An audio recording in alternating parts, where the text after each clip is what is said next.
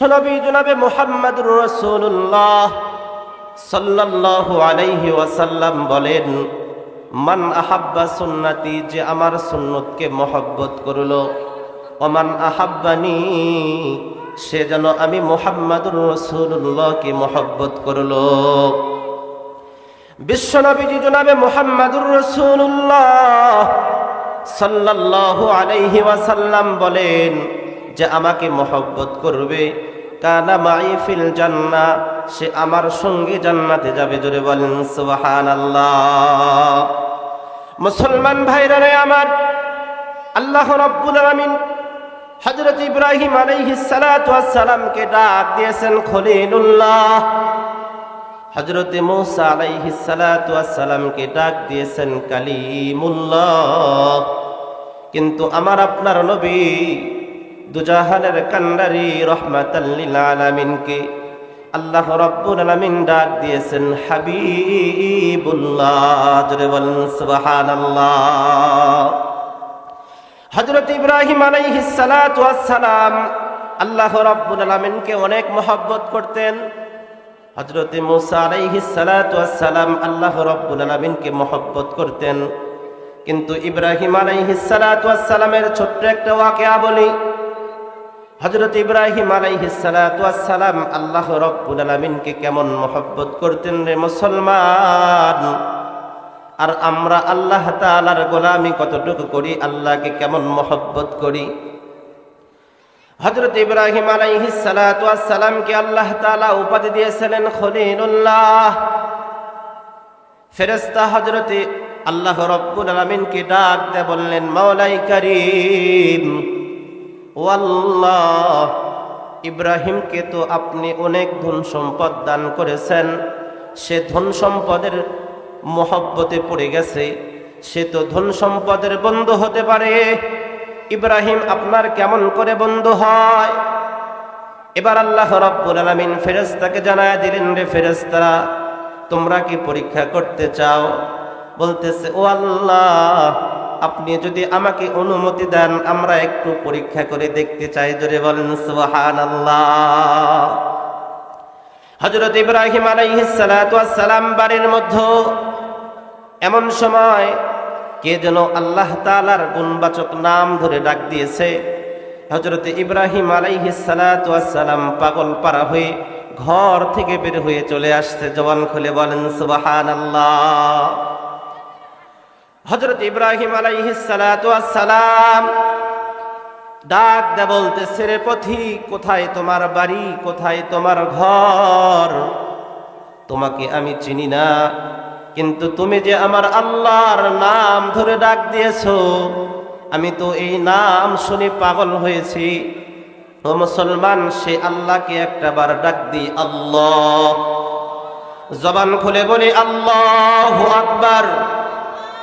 আরো জোরে জবান খুলে বলি আল্লাহু আকবার। মুসলমান ভাইরা রে আমার, ইব্রাহিম আলাইহিস সালাতু ওয়াস সালাম ডাক দে বলতেছে, রে পথিক, তোমার জবান দিয়ে ওই আল্লাহর নাম আর একটা বার আমাকে শোনাও। যতক্ষণ পর্যন্ত আমি আল্লাহর নাম না শুনবো, ততক্ষণ পর্যন্ত আমার কলিজা ঠান্ডা হবে না। জোরে বলেন সুবহানাল্লাহ। মুসলমান ভাইরা রে আমার, এবার পথিক ডাক দে বলতেছে, ও আল্লাহর নবী ইব্রাহিম, আমি আমার আল্লাহর নাম শোনাইতে পারি, কিন্তু আমার একটা শর্ত হলো, যতক্ষণ পর্যন্ত আপনি আমাকে আমি আল্লাহর নাম শোনাবো, যতক্ষণ পর্যন্ত তার বিনিময় না দিবেন, ততক্ষণ পর্যন্ত আমি আমার আল্লাহর নাম শোনাইব না। হযরত ইব্রাহিম আলাইহিস সালাতু ওয়াস সালাম ডাক দে বলতেছে, রে পথিক, কিসের বিনিময় তুমি আমার আল্লাহর নাম শোনাইতে চাও? এবার পথিক ডাক দে বলতেছে, রে পয়গম্বর, আপনার সম্পদের অর্ধেক যদি আমার নামে দিয়ে দেন, তাহলে আমি আমার আল্লাহর নাম একটাবার শোনাবো। জবান খুলে বলেন আল্লাহু আকবার। মুসলমান ভাইরা রে আমার, ইব্রাহিম আলাইহিস সালাতু ওয়াস সালাম ডাক দে বলতেছে, রে আল্লাহর বান্দা, আমার সম্পদের অর্ধেক আমি তোমারে দিয়ে দিলাম, তুমি আমার আল্লাহর নাম একটাবার শোনাও। এবার ইব্রাহিম আলাইহিস সালাতু ওয়াস সালাম আল্লাহ রাব্বুল আলামিনের গুণবাচক নাম একবার শুনলেন, কিন্তু ইব্রাহিম আলাইহিস সালাতু ওয়াস সালামের কলিজা ঠান্ডা হয় না। ডাক দে বলতেছে, রে পথিক, আর একটাবার আমার আল্লাহর নাম শোনাও। এবার পথিক ডাক দে বলে, পয়গম্বর, আমি তো আমার আল্লাহর নাম শোনাবো বিনিময়। ইব্রাহিম আলাইহিস সালাতু ওয়াস সালাম ডাক দে বলতেছে, আমার বাকি অর্ধেক সম্পদ আমি তোমারে দিয়ে দিলাম, তুমি একটাবার আমার আল্লাহর নাম শোনাও।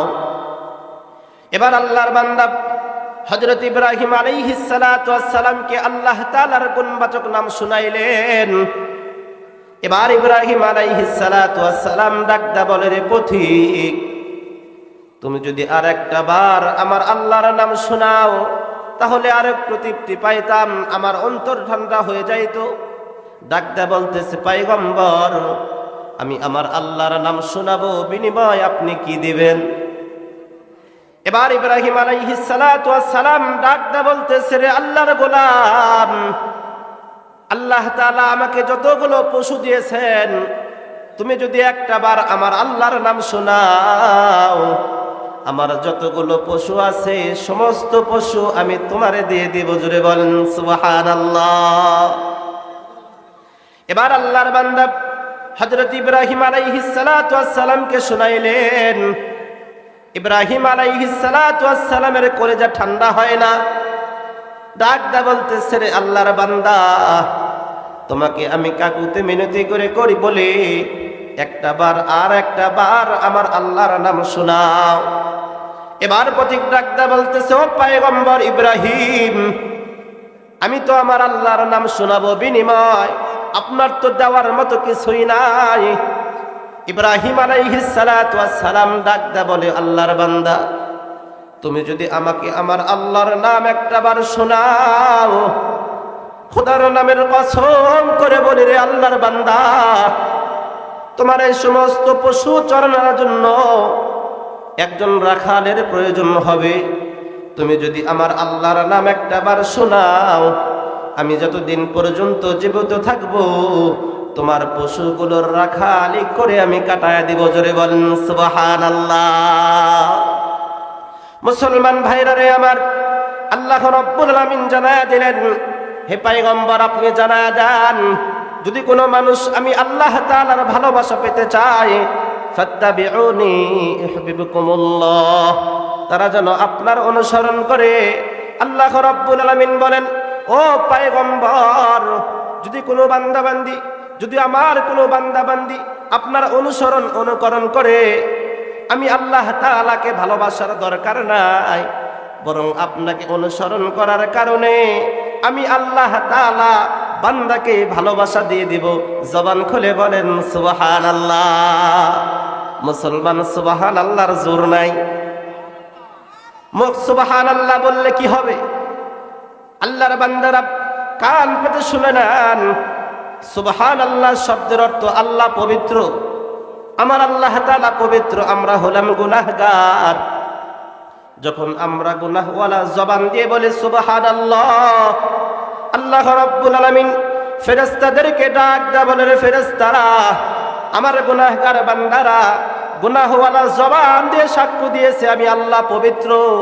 যাও যাও, আমার বান্দারা যে জান্নাতের বাগানের মধ্যে বসেছে, ওই জান্নাতের বাগানের মধ্যে বসে সুবহানাল্লাহ, আলহামদুলিল্লাহ, আল্লাহু আকবারের তাসবিহ জপে, শেষ মোনাজাতে চোখের পানি ছেড়ে দিয়ে ইস্তেগফার করেছে। যাও যাও, আমার গুনাহগার বান্দারা আমি আল্লাহ তাআলাকে সুবহানাল্লাহ বলেছে, আমি আল্লাহ যে পবিত্র এর স্লোগান দিয়েছে, ঘোষণা দিয়েছে, আমি আল্লাহ তাআলা ওই সমস্ত বান্দাদের জিন্দেগির গুনাহ মাফ করে দিয়ে আমি আল্লাহ তাআলা তাদেরকেও পবিত্র বানায় দিলাম। জোরে বলেন সুবহানাল্লাহ।